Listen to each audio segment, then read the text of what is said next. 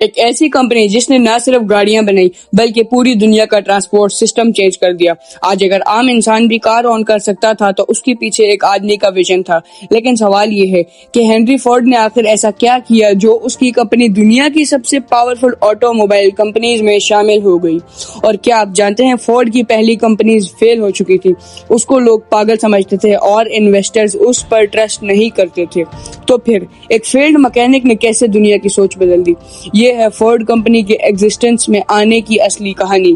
Welcome back to the channel. آج ہم بات کرنے والے ہیں ایک ایسی کمپنی کی جس نے ماڈرن آٹو موبائل انڈسٹری کی فاؤنڈیشن رکھی، فورڈ موٹر کمپنی۔ اس ویڈیو میں ہم صرف ڈیٹس اور فیکٹس نہیں دیکھیں گے بلکہ سمجھیں گے کہ فورڈ کمپنی کا آئیڈیا کیسے آیا، ہنری فورڈ کا کیا مائنڈ سیٹ تھا اور اس نے کون سی غلطیاں کی، کیسے فیل ہوا اور پھر کیسے دنیا کا گیم ہی چینج کر دیا۔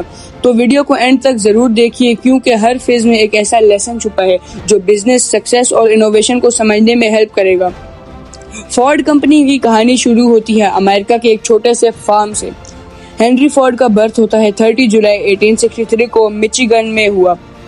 اس کا فیملی بیک گراؤنڈ فارمنگ کا تھا، لیکن بچپن سے ہی ہنری کو مشینز میں ان یوزول انٹرسٹ تھا۔ جب دوسرے بچے کھیتوں میں کھیلتے تھے، ہنری گاڑیاں کھول کر ان کے پارٹ سمجھتا تھا۔ اس کو فارمنگ نہیں پسند تھی، اس کو لگتا تھا کہ فیوچر مشینز کا ہے۔ یہ ایک امپورٹنٹ پوائنٹ ہے، ہر سکسیسفل کمپنی کے پیچھے صرف بزنس آئیڈیا نہیں ہوتا، ایک obsession ہوتا ہے۔ اب 16 سال کی ایج میں ہنری فورڈ گھر چھوڑ کر ڈیٹرائٹ چلے گیا۔ وہاں اس نے میکینسٹ اپرینٹس کے طور پر کام کیا۔ سیلری کم تھی، کام ہارڈ تھا، لیکن اس نے ہر مشین کو ڈیپلی آبزرو کیا۔ اس وقت امریکہ انڈسٹریل ریولوشن کے فیز میں تھا، فیکٹریز ریپڈلی گرو کر رہی تھی۔ ہنری اس زمانے میں کارز آلریڈی ایگزسٹ کرتی تھی، لیکن صرف رچ لوگ افورڈ کر سکتے تھے۔ کارز ایکسپینسو تھیں، سلو تھیں اور مینولی بلڈ ہوتی تھی۔ ہنری فورڈ کا ویژن ڈیفرنٹ تھا۔ اس کا گول لگژری کار بنانے کا نہیں تھا، وہ ایک ایسی کار بنانا چاہتا تھا جو مڈل کلاس انسان بھی خرید سکے۔ یہی وہ تھنکنگ تھی جس نے فورڈ کو باقی کمپنیز سے ڈیفرنٹ بنایا۔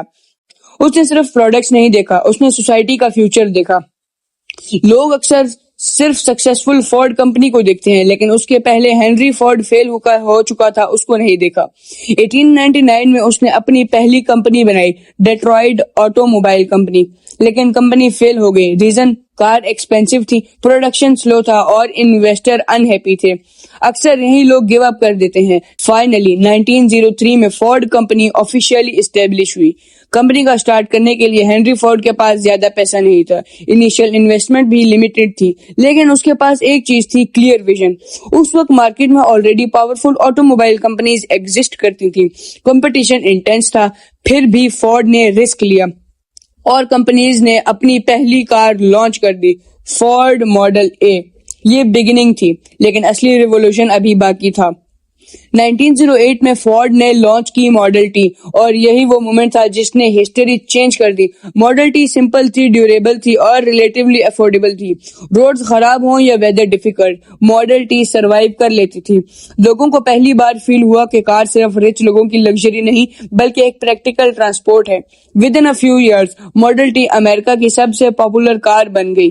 لیکن فورڈ کی اصلی جینیس صرف کار میں نہیں تھی بلکہ اس کے پروڈکشن سسٹم میں تھی۔